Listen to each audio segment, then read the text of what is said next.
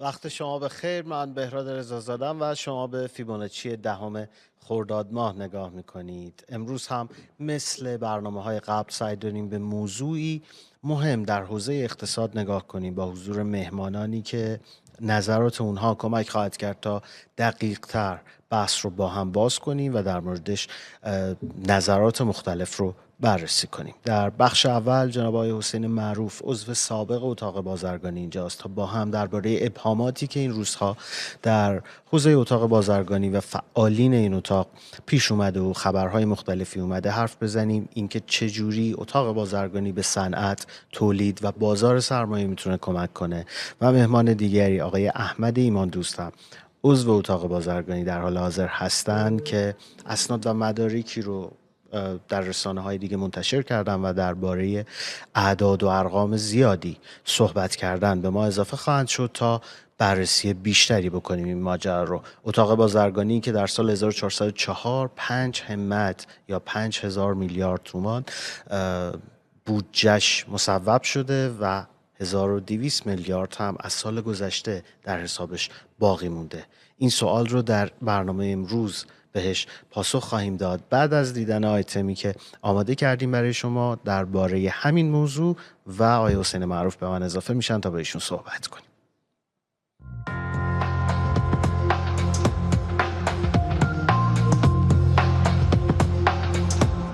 همواره مسائل مالی یکی از مهمترین مسائلی بوده که اتاق بازرگانی ایران با آن مواجه بوده است. در گذشته پرونده‌ها و شایبه‌های مختلفی وجود داشته که حتی باعث برکناری و رد صلاحیت یکی از رؤسای اتاق بازرگانی هم شده. اکنون باز هم مسائل مالی اتاق شایبه برانگیز شده است. در روزهای اخیر یکی از رسانه‌های داخلی گزارش منتشر کرد که به بررسی ابعاد مختلف عملکرد و ساختار مالی اتاق بازرگانی ایران پرداخته. در این گزارش بودجه سالانه اتاق بازرگانی حدود 5000 میلیارد تومان اعلام شده. رقمی قابل توجه که طبق ادعای منتشر شده مصارف غیر شفاف و بحث برانگیز برای آن در نظر گرفته شده. همچنین بر اساس اسناد موجود از بودجه 4500 میلیارد تومانی سال گذشته حدود 1200 میلیارد تومان باقی مانده و همچنان در حساب‌های اتاق نگهداری می شود. در این گزارش به برخی نقل و انتقالات مالی غیرعادی هم اشاره شده. انتقال‌هایی با مبالغ کلان که همچنان با ابهاماتی جدی همراه است و نیازمند پاسخگویی و شفاف‌سازی از سوی مدیران این نهاد اقتصادی است. در این برنامه به بررسی دقیق‌تر ابعاد این موضوع و برخی از مهمترین پرسش‌های مطرح شده درباره عملکرد مالی و ساختار اداری اتاق بازرگانی ایران خواهیم پرداخت. رعنا مقیسه،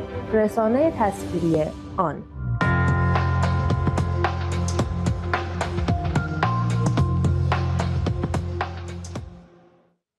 بله، همونطور که دیدید شرایط پیچیده ای رو اتاق بازرگانی در سال گذشته و همینطور آغاز امسال در 3 ماهه‌ای که شروع شده داشته و آقای حسین معروف اینجاست تا شاید بهتره با این سوال شروع کنم از ایشون که آقای معروف بزرگوار خیلی خوش اومدید به فیبوناچی و سوال اولم از شما اینه که چرا همچین منابع عظیمی در دست اعضای اتاق بازرگانی هست و شاید حتی در سکوت نگه داشته میشه و شرکت‌های بورسی زیادی دچار نقدینگی هستند، دچار تأمین نقدینگی برای تولید هستند و این منابع هدایت داده نمیشه به اون سمت.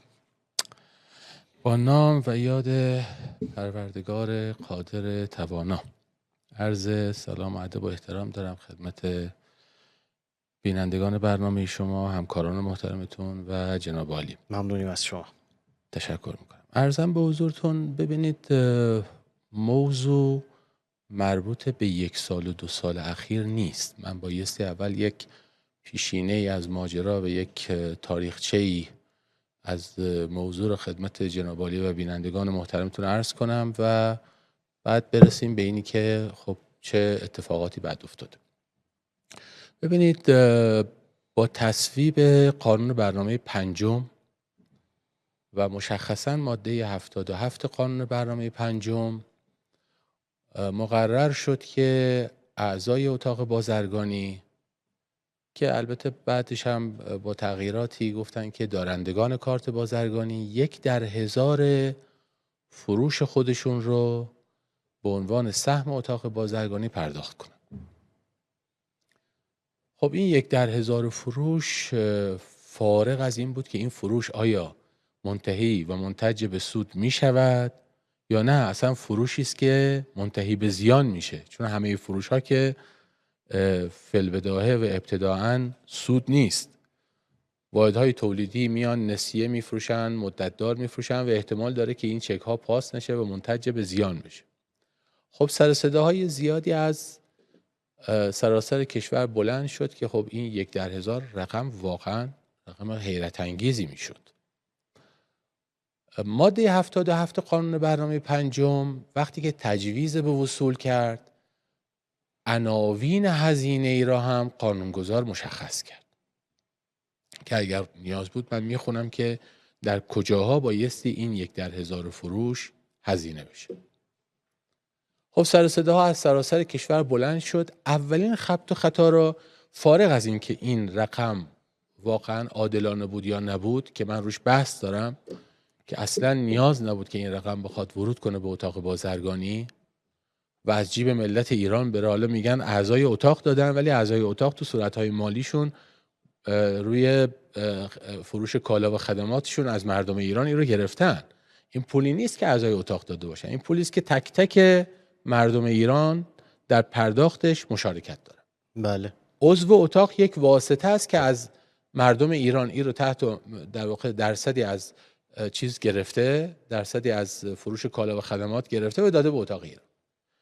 در هزینه هاش منظور شده، به خاطری که هزینه بوده مالیاتش پرداخت نشده و آمده به صورت خیلی یک چیز در واقع عدد بزرگی داده شده. خب اولین اقدامی که هیئت رئیسه اتاق ایران کرد که مستنداتش موجوده، چون سر صداها بلند شد، اومدن گفتن که 70% این رقم بخشوده. یعنی بدونی که خود مقنن در چیز بخشودگی داده باشه، اجازه بخشودگی داده باشه، هیئت رئیسه اتاق ایران این خبط و خطا رو انجام داد. اینایی رو که دارم عرض میکنم همه در سنوات گذشته توسط بنده و دوستانم به مراجع ذی صلاح گزارش شده. نتیجهش چی بوده؟ هیچ. مطلقاً 2 بار این مسئله به کمیسیون اصل 90 مجلس، مشخصاً 1 بارش رو من خودم دادم دست آقای پژمانفر و اگر شما نتیجه دیدید من هم دیدم. توسط ضابط محترم قوه قضاییه این پرونده رفته در قوه قضاییه و باز نتیجه‌ای برش حاصل نشده. این حرفایی که دارم عرض میکنم حرفای مستندی است، یعنی هر کدوم از اینایی که بنده دارم عرض میکنم اینجا اسنادش موجوده. بله. گرفتنش وصولش ماده 77 قانون بوده، موجوده، در شک و تردیدی نیست. من برش تعریض دارم، برش ایراد دارم، ولی وقتی که قانون شده دیگه قانون دیگه، حالا ما کارش نمیتونیم بکنیم.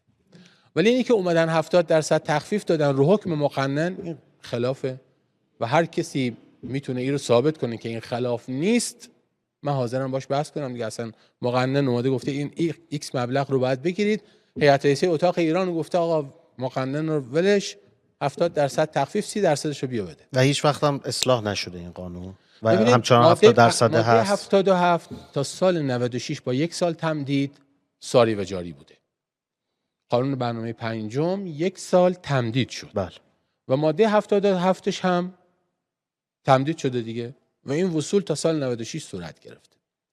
آقایون که دیدن در واقع موضوع خیلی پیچیده شده و سر صدا بلند کرده، تو ماده 13 بعد از اینکه قانون برنامه پنجم به اتمام رسید آمدن و چون خیلی اعداد و رقم‌ها خوشمزه بود و درشت بود و بزرگ بود و اتاقا باش ساخته شد و کاخهای مختلف در سراسر کشور باش ساخته شد که باز حکم مقنن اجازه ساختمانسازی رو نمیداد و هزینه جاری اتاق رو هم درش اجازه نمیداد و ردیف‌های مشخصی بود، توسعه صادرات بود، کمک به سیاست‌های اصل 44 بود که اینها رو هیچ کدوم انجام نداد اتاق. یعنی در سالهایی که سال جهش و تولید بوده، در مطلقاً، سالهایی که سالهای افزایش مشارکت مردم در سرمایه گذاری ببینید بوده، من بنده معروف اتاق نقشی نداشت. ببینید من بنده معروف 20 سال عضو هیئت نمایندگان اتاق ایران بودم، 8 سالم رئیس یه اتاق شهرستان بودم. تو تمام سالهایی که بحث بودجه اتاق مطرح شده اگر که مستنداتش از اتاق ایران و فیلماش که حتما بایستی موجود باشه بگیرید، من تو تمام جلسات تفریق بودجه و تصویب بودجه اتاق ایران گفتم آقا دارید با وصولی های ماده 77 دارید خطا میکنید. مکتوب هم دارم به شخص رئیس وقت اتاق آقای دکتر نهاوندیان، من این رو نوشتم و دبیر کل وقت اتاق آقای نقره‌کار شیرازی به من نوشت که حرفایی که تو میزنی درست، مستنداتش موجوده، نامش موجوده. بسیار عالی. به من گفت شما داری درست میگی و اگر خلاف گفته تو عمل بشه تخلف صورت گرفته و خلاف گفته من عمل شده و هیچ کس هم این تخلف رو. حالا جالبه چرا این اتفاق میفته؟ برگردم به سوالم فقط. چرا؟ چون میخوایم خیلی سوال خط داشته باشیم. خیلی آره. خبت. میگن از قدیم گفتن که قانونگذار مقنن کار عبث نمی کند. این تمام اهل حقوق از زمانی که قانون در این مملکت به تصویب رسیده تکه کلام وکلا، وزرا، حقوقدانان این بوده که مقنن کار عبث نمی کند. ولی من متاسفم بگم که مقنن تصویب کننده قانون برنامه پنجم مشخصا این ماده 77 کار عبث کرده، وصول را اجازه داده ولی ناظر بر وصول رو در ماده 77 تعریف نکرده. و نبود ناظر رو شما میدونید که باعث شده که پول وارد تولید نشه، وارد صنعت نشه و در اتاق بمونه. اصلا وارد صنعت چرا؟ اصلا همونی که مقنن اومده و تعیین کرده اصلا وارد اونم نشده. حالا کی رو این رو باید چیز کنه؟ میگه به مولانا نصرالدین گفتن آقا وسط زمین کجاست؟ گفت همینجا که من ایستادم بیایم یاد کنید. حالا شما که در تصویب بودجه همیشه نقش داشتید، الان این بودجه 5 همتی که برای 1404 تصویب شده قراره که برای چه مواردی مصرف بشه؟ چقدرش قراره به بازار سرمایه ورود کنه؟ چقدرش به شرکت هایی که کار صادرات انجام میدن و پولشون باید برگرده بیاد تو بازار سرمایه نقش داره؟ ببینید اینی که ورود کنه در بازار سرمایه مقنن این اجازه رو نداده. خب عرض کردم ماده 77 به اتمام رسیده. ماده 13 قانون احکام دائمی همون سرفصل‌های هزینه‌ای رو مجددا تعریف کرده و عیناً از ماده 77 آورده. رقم رو هم از 1 در 1000 فروش تغییر داده به 4 در 1000 سود. چون سر صداها بلند بود دیگه، حالا اومدن و درستش کردن، اصلاحش کردن 4 در 1000 سود و بعدش هم با همون سرفصلا. اینی که اتاق در جای غیر از اون سرفصلا بتونه هزینه بکنه به اعتقاد بنده نه. ولی ببینید این پولی که از مردم ایران گرفته شده بایستی نهایتاً سر از خیر عمومی سر در بیاره و در جهت منافع ملی بایستی هزینه بشه. اینی که ما باش در گوشه گوشه ایران برای اتاقها کاخ بسازیم، ساختمان‌های 13 طبقه و 14 طبقه بسازیم، در یه جایی بریم 18,000 متر مربع ساختمان بسازیم که او اتاق مثلا 300 تا عضو داره و این ساختمان‌ها بشه وبال گردن، چون این ساختمان‌ها تعمیر نگهداری میخواد، این ساختمان‌ها هزینه داره. بعد شما رفتی مثلا 18,000 متر مربع ساختمان ساختی، برای چی مثلا؟ قرار برای مردم ایران داخل این ساختمان چه اتفاقی بیفته؟ که مثلا یه نمایش بدی، مثلا یه مهمون بیاد بگه آقا من این رو دارم، مثلا قراره چه اتفاق؟ من نظر شخصی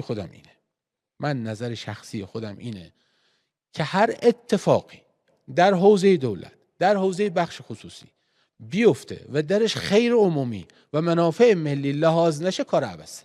بسیار عالی. یه فاصله کوتاه بگیریم، برگردیم آیه ایمان دوست به ما اضافه بشن در مورد این ساختمان‌سازی. ایشون هم نکاتی دارن که حتما دربارش باهاشون صحبت میکنیم. برمیگردیم.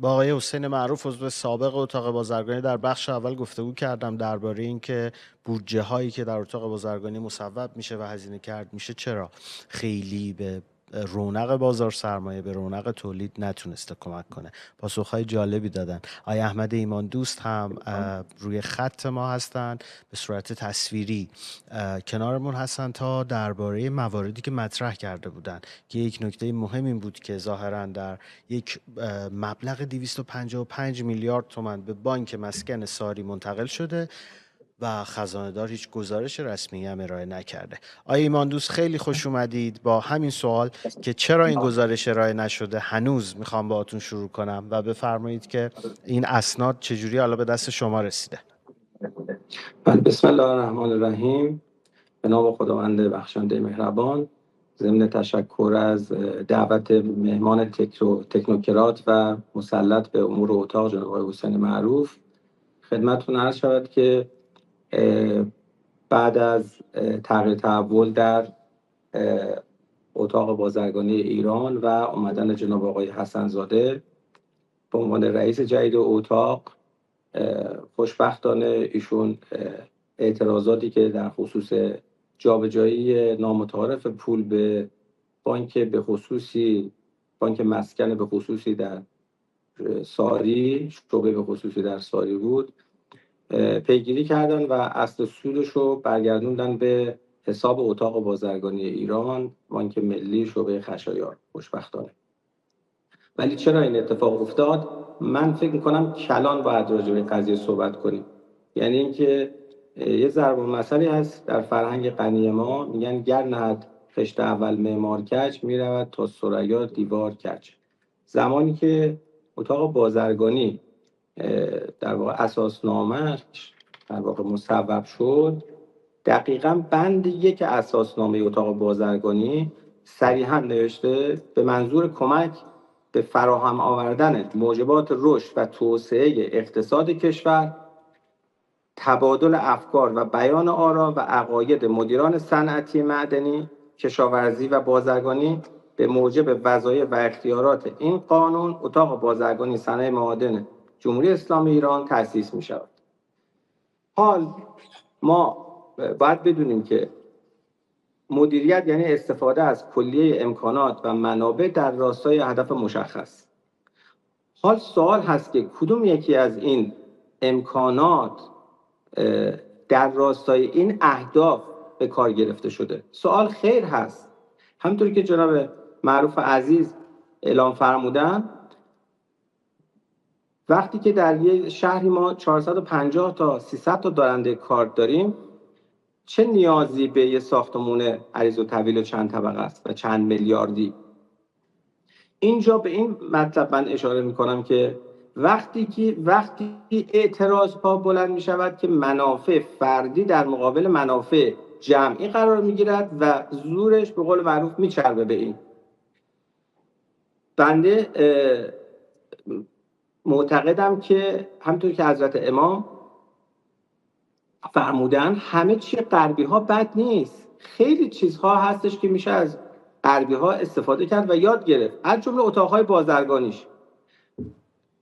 در اتاقهای بازرگانی غربی سوبسید داده میشه که اعضا شرکت کنن در نمایشگاه‌های بین‌المللی که قیمتش گزاف هست. بنابراین تا 70% میان سوبسید میدن که کالاهای صادراتیشون رو اعضای اتاق بازرگانی این کشور غربی به نمایش بذارن و بتونن تو بحث توسعه صادرات کار کنن. حال اتاق بازرگانی ما چقدر انحراف داره؟ زیاد انحراف داره. شما بودجه‌ای که دقت بفرمایید، همطور که جناب معروف اشاره فرمودن، این مبالغ در مصوبه آمده در مجلس شورای اسلامی. این مبالغی که قبلا 3,000 و 4,000 بوده، الان 4% سود شده، اینا واریز می شود ولی نظارتی نمی شود. به عنوان مثال ما در بودجه سال 1404 1000 میلیارد اتاق بازرگانی ایران دیده است برای کمک به تشکل‌ها و زیرمجموعه‌های اتاق، عین اتاق‌های مشترک.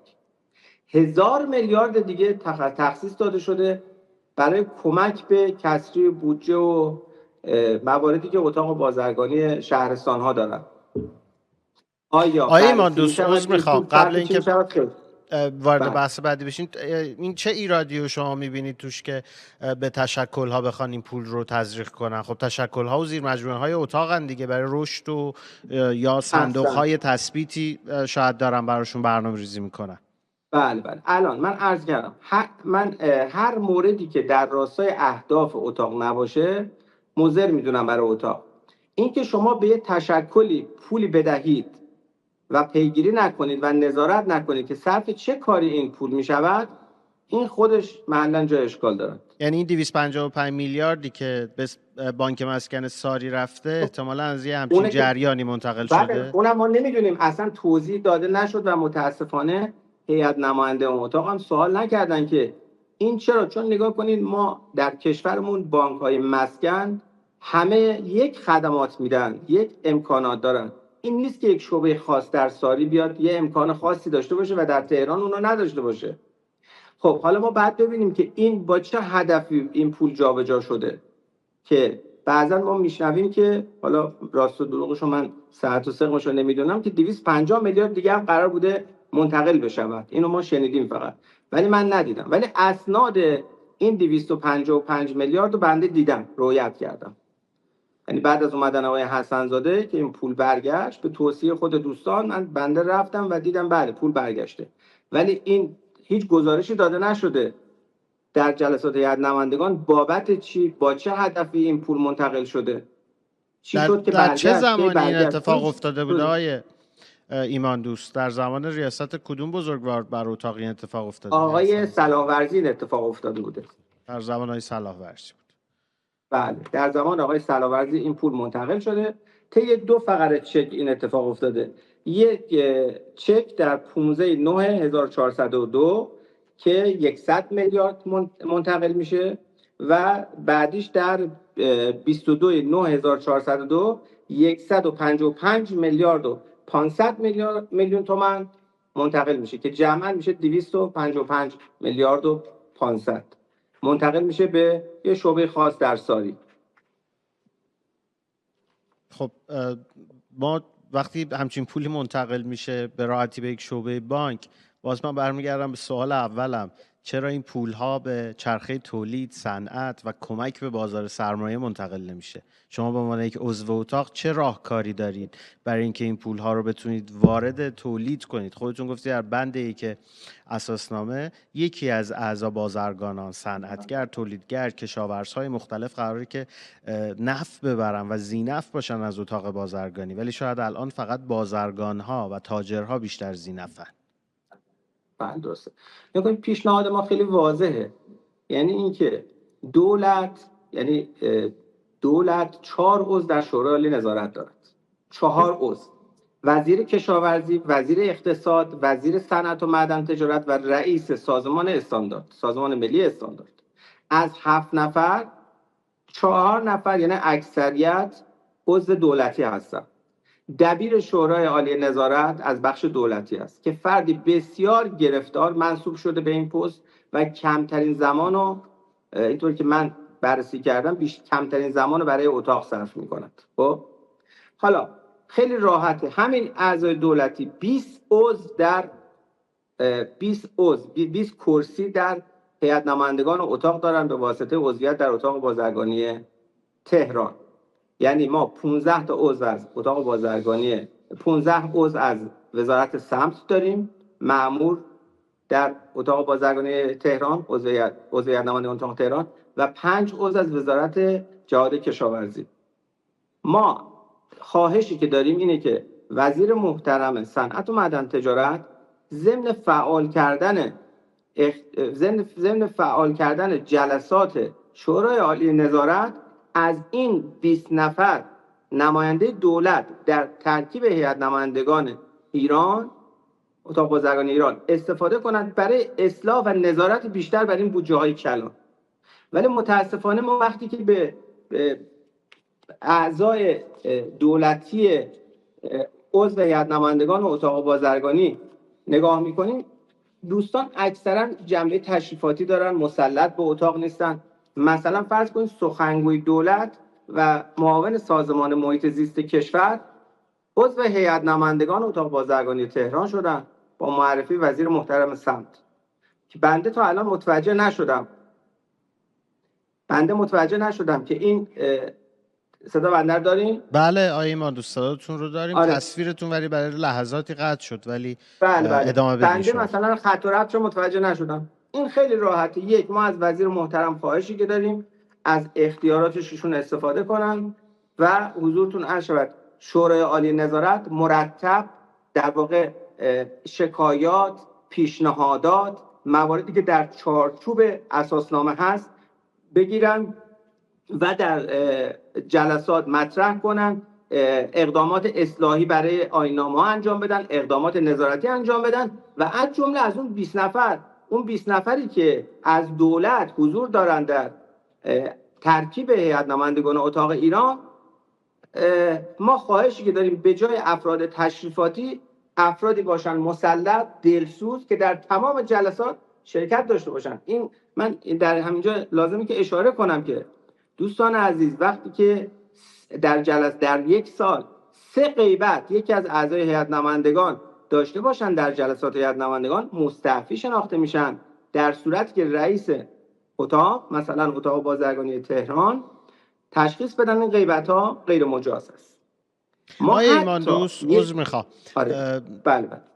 شما فرمودین که از بودجه 4.5 همتی سال گذشته 1.2 همت باقی مونده.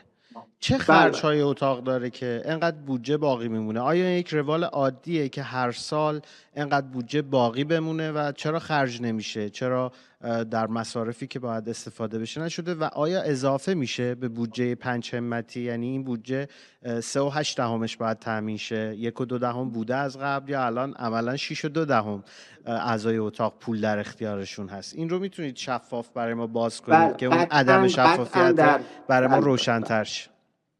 قطعا در سال جدید اون بودجه گذشته قطعا لحاظ شده و به 5 همت رسیده و مسئله‌ای که داریم اینه که اون پول سپرده میشه نزد بانک‌های کشور و سودش رو دریافت میکنن، که ما معترضیم به این قضیه که کار اتاق گرفتن سود نیست، کار اتاق ساختمانسازی نیست، کار اتاق دادن هدیه نیست، کار اتاق امور خیریه نیست.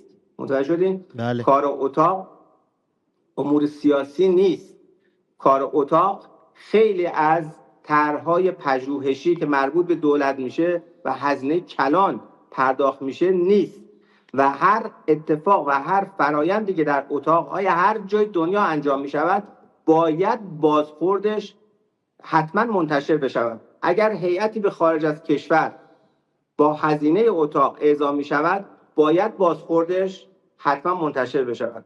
بنابراین این بازخوردها رو ما ندیدیم. فقط در ایران اکسپو تنها چیزی که من دیدم یکی از اتاقا به نام اتاق اصفهان، من شنیدم 70% سوبسید در اختیار اعضای خودش گذاشته که بتونن در ایران اکسپو اعضای اتاق با سوبسید شرکت کنن. این کار قشنگی بود که اتاق اصفهان انجام داده بود. ما از اتاقای دیگه ندیدیم. بنده خودم هم عضو اتاق بازرگانی مشهد هستم، هم عضو اتاق بازرگانی آبادان هستم. همیشه این پیشنهادها رو میدیم، ولی اون اتاق ایران که در رأس قرار داره ما انتظار داریم که حتما به صورت شفاف این گزارش‌ها رو شما نباید از طریق روزنامه بخونید، نباید از جراید بگیرین، این روزنامه رو از سایت اتاق باید بگیرید.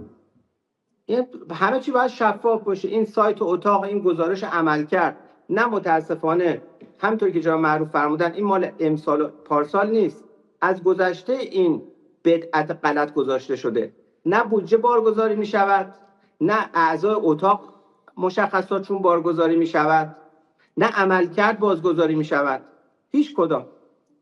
یعنی یک تاریخخانه هست که بعضی وقتا ما میتونیم در واقع دستمون میرسه یه پروژکتوری به این تاریخخانه بندازیم که بقیه دوستان مطلع بشن. یه سندی منتشر کنید مثل این سندها که منتشر کردید. سوال آخرم از شما اگه کوتاه هم پاسخ بدید ممنون میشم. اگه این بودجه 1200 میلیاردی مازاد که خرج نشده در اختیار شما بود، باهاش چی کار میکردید؟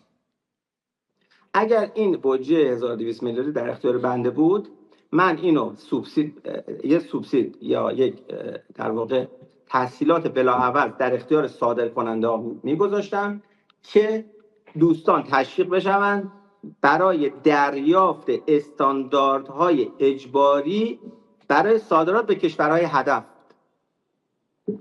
یعنی این که چون این گواهینامه‌های استاندارد عین CE، عین ایمارک، عین EAC حوزه اوراسیا، عین BIS هندوستان، بازار هدف گواهینامه‌ای دارن که این معمولاً گرونه. این گواهینامه ریچ که استاندارد اجباری برای محصولات، برای صادرات محصولات شیمیایی پتروشیمی برای اروپا هست. این گواهینامه حداقل 20,000 یورو به بالا هزینه داره. خب که شرکت‌های شیمیایی پتروشیمی بعد اینا حتما دریافت کنن. تو مرحله اول این استانداردها رو در اختیارشون قرار میدادیم و بعد این تحصیلات رو برای دریافت این استانداردها و بعد یه سوبسید در اختیارشون قرار می‌داشتیم که در نمایشگاه‌های صادراتی کشورهای هدف شرکت کنن. همین. بسیار عالی. اما به صنعت کمکی نمی‌کنید. چرا؟ صنعت هم همینه دیگه. صنعت نکن تولید کننده اگر این استاندارد رو بگیره میتواند صادر کنه. یعنی بله. پتروشیمی تولید کننده ما که محصولات شیمیایی و پتروشیمی داره تولید میکنه، اگر این گواهینامه اروپایی رو داشته باشه، این چینی‌ها که گرفتن همشون، خب این روسا که اینو گرفتن، اینو بگیرن به راحتی میتونن وارد بازار اروپا بشن، به راحتی. در شرایط تحریم، یعنی با وجود شدید تحریم ها همین امکان هست برای شرکت ها؟ بله، اینا چون به خاطر اینکه شرکت‌های دوم و سومی در کشورهای دیگه در واقع تأسیس کردن که از طریق اونا میتونن این کار انجام بدن. اینجوری نیستش که تحریم باشه و با شرکت ایرانی بشود کار کرد. نه، پارتنرهایی هستن، کسایی هستن که این کمک رو انجام میدن. فقط اون گواهینامه اگر دریافت بشود، اون خریدار حتما اون جنس رو تهیه خواهد کرد. بسیار عالی. خیلی ممنونم ازتون آقای ایمان دوست که روی خط برنامه ما اومدید، با هم گفتگو کردیم و نظراتتون رو شنیدیم. بخش پایانی رو هم اگه دوست داشتید دنبال کنید، همراهمون باشید، با آقای معروف جمع‌بندی کنیم صحبت‌های شما و صحبت‌های آقای معروف رو و عدم شفافیتی که شما ازش صحبت کردید. مرسی. ممنونم. یه فاصله کوتاه بگیریم، برگردیم ادامه بدیم با آقای حسین معروف.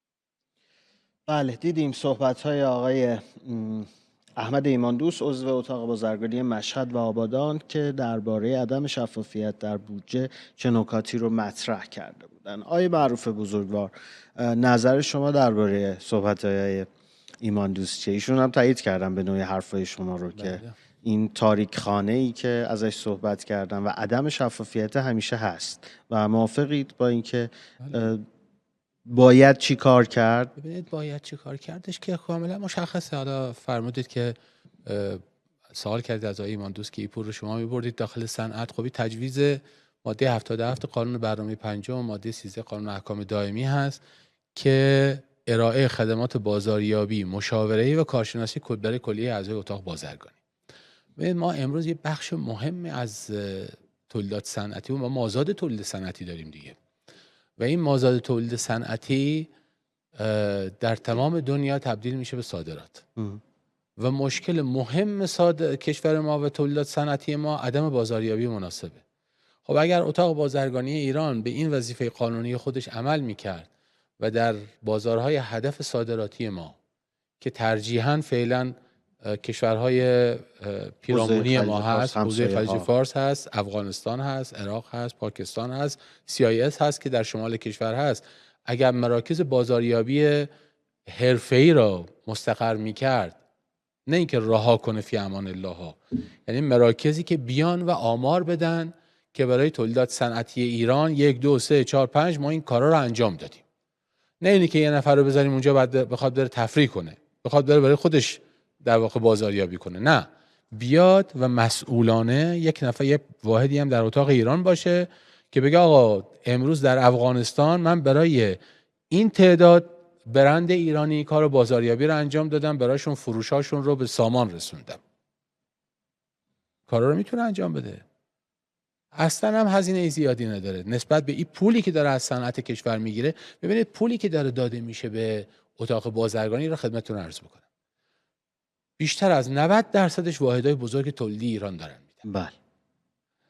و کم بهره ترین در واقع گروه ها همین تولید کنندگانی هستن که دارن این پول رو میدن. چرا؟ چون این اتاق اصلا سابقه‌اش به واسطه اینکه سابقه عضو مداری هست، تعداد کثیر اعضاش کسانی هستن که اصلا کار تولید انجام نمیدن. یعنی 10% اعضاش دارن بیش از 90% درآمدش رو تامین میکنن، در حالی که استراتژی راهبردهای این اتاق را دارن 90% می نویسن که واردات چی هن. تاجرن در واقع تاجرن. و بازرگانن. بازرگانن و عموما هم بازرگان وارداتچی، صادر کننده هم نیست. اصلا نیستن. چون ببینید صادر کننده های بزرگ که در بورس هستن و دارن ببینید خودشون پول برمیگردونن. یک کتاب خیلی مهم بله. به زعم بنده که من اگه باشم به عنوان انتخاب کتاب سال جمهوری اسلامی بدون ذره تردید این کتاب رو کتاب سال جمهوری اسلامی معرفی خواهم کرد. آقای دکتر عباس شاکری، استاد تمام دانشگاه علامه طباطبایی چاپ کردن به عنوان تاریخ نگاری اقتصاد ایران در 6 دهه. کار فوق العاده کاره سنگینی است، مستند به آمارهای رسمی بانک مرکزی، آمارهای منتشره بانک مرکزی طی سالهای 1340 تا 1400 خورشیدی. تمام خطاهای راهبردی که در اقتصاد این مملکت صورت گرفته مستند و مستدل دکتر عباس شاکری اینجا آورده. راهکار رو هم گفته. اون جاهایی که توفیق داشتیم گفته به چه دلیل بوده، اون جاهایی که شکست خوردیم رو نوشته که به چه دلیل بوده.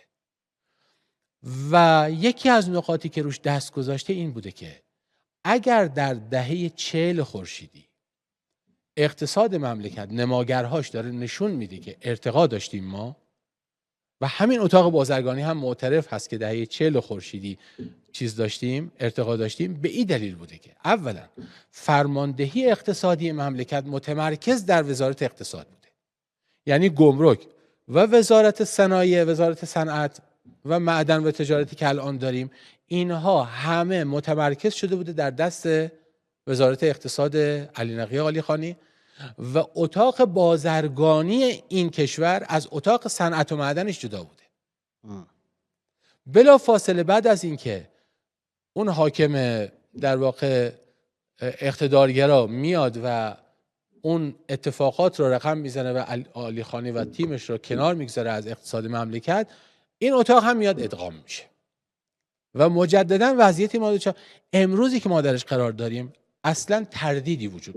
من به شخصه بعد از 20 سال حضور در این اتاق اعلام میکنم اگر ببینید اولا دولت ذوب شده، دولت بی اقتداری که تمام داراییش رو بدین بره شده و امروز در پرداختاش دچار مشکل شده، همه کسانی که فعلا گرفتارن در سیاست گذاری مملکت میگه الغریقو یتشبث بكل حشیش. توجه فرمودید؟ امروز همه فکر میکنن که نجات دهنده این مملکت اتاق بازرگانی. این اتاق بازرگانی خودش داخل کمیته خودش لنگه. توجه فرمودید؟ و اگر قراره که چرا لنگه؟ این سودهایی که آقای ایمان دوست هم ازش صحبت کرد به دریافت میشه، عددش چقدر آقای کردم کسانی که عدد خیلی سنگینه. من به نظرم ببینید من سرانگشتی عرض می‌کنم. من به نظرم میاد اتاق بازرگانی ایران امروزی که ما داریم با هم گفتگو میکنیم فکر می‌کنم یه چیزی حدود 15 همت بایستی سپرده داشته باشه. این قانون اجازه سپرده بهش نمیده. اتاق ایران طبق این قانون پایان هر سال باید حساباش رو تراز مالیش رو صفر کنه، ولی چون تفکر راهبردی درش وجود نداره نمیتونه برای پولا برنامه‌ریزی کنه. میفرمایید چرا حالا تشکل دادنش چه اشکالی داره؟ تشکل دادنش اشکالی نداره، ولی تشکل سازی نباید صورت بگیره. اگر 4 نفر 5 نفر یه گرده خصوصی تشکیل میدن بعد میشن تشکل، بعد میان پول میگیرن، این غلطه. قانون اتاق صراحت داره، تشکل رو با عنوان تعریف کرده.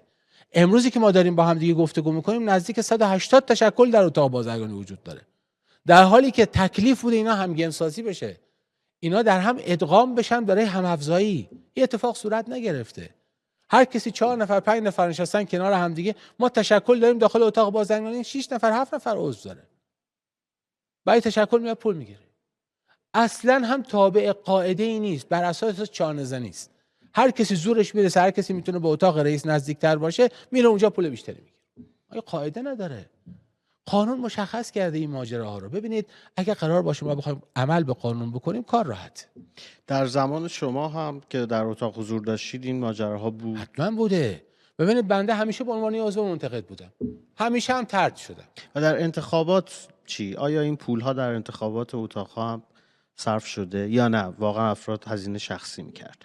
ببینید من اگه وارد جزئیات دیتیل بخوام بشم، جزئیات رو بخوام بگم، مجبور میشه که مثلا یه حرفایی بزنیم بعد تبعات چیز داره دیگه. ما که اطلاعات اونجا رو نداریم. از دکتر علی فاضلی پرسیدن که راهکار بده، گفت آقا من اونجا که نیستم که ببینم چه خبره که راهکار دارم بده. در زمان خودتون رو میگم. ببینید که من بودید. به عنوان یه عضو منتقد 1 2 3 4 به من میگن آقا این مجموعه چه ایرادی داره، عرض کردم خدمتتون. الان به من میگن راه حلش چیه، من میگم آقا اتاق صنعت و معدنش باید حتما از بازرگانیش جدا بشه. اون موقع مشخص میشه که صبحانه کاری باید با کی برگزار بشه. صبحانه کاری باید با یه تعدادی وارداتچی که همینجور کاغذاشون دستشونه برای صف تخصیص ارز نیمایی یا مبادله‌ای باید تشکیل بشه، یا با او تولید کننده‌ای که الان 6 ماه 7 ماه ایستاده داخل صف تخصیص و بهش تخصیص ارزشو نمیدن. صداش بلنده؟ نه. چرا؟ چون اکثریت اونجا رو در دستش نیست. چون شاکله هیئت رئیسه اونجا مال این نیست. شما باور میکنید اولین رئیس تولید کننده بخش خصوصی، مالک بخش خصوصی، بعد از 46 سال از تشکیل نظام جمهوری اسلامی همین آقای حسن زاده‌ای که میبینیم؟ نه آقای خاموشی واحد تولیدی مال خودش بوده، نه بعدیاش. آقای ناوندیان که از دانشگاه آمده، اصلا صاحب بنگاه نبوده، اصلا بنگاهداری نکرده. توجه فرمودید؟ بر اساس یه اجبار و الزاماتی اومد. بعدیا هم نبودن. تنها رئیسی که صاحب واحد تولیدی است کاشی تبریز، مالک واحد، مالک برنده همین آقای حسن زاده است. ولی همین آقای حسن زاده داخل اون مجموعه‌ای که کلیش 90% واردات چیان و همین کاغذاشون دستشونه برای تخصیص ارز، برن فشار بیارن به وزارت سمت که برن تو صف تخصیص قرار بگیرن. این اتاق برای کارتای اجاره چیکار کرد؟ یعنی موفق نبوده آقای حسن زاده. نمیتونه موفق باشه. ببینید وقتی شاکله یه چیز دیگه داره میگه، آقای حسن زاده یه نفر میخواد چیکار کنه؟ یه دست صدا داره؟ نداره. وسط اون جمع 400 خورده نفری که 90%شون واحد تولیدی ندارن، هیچ کدومشون بنگاه اقتصادی بزرگ رو مدیریت نکردن، میخواد چه کار کنه؟ نمیتونه کاری بکنه. ببینید پیشنهاد من اینه، اولا دولت بایستی صفش رو جدا کنه و اینی که فکر کنه از داخل این اتاق بازرگانی فرجی اتفاق میفته برای اقتصاد مملکت، داره به باطل میره. تو 20 سال گذشته همه دولت هایی که به این اتاق دخیل بستن زیان کردن. از داخل این اتاق نسخه شفابخش برای دولت، برای حاکمیت بیرون نمیاد. آقا والا بلا تلا به خدا نمیاد. من 20 سال داخل این مجموعه بودم دیگه، من همه آدمای اون مجموعه رو میشناسم. از داخلش نسخه شفابخش بیرون نمیاد. اگر قرار اتفاقی بیفته، دولت به عرض بنده، حاکمیت به عرض بنده توجه کنه.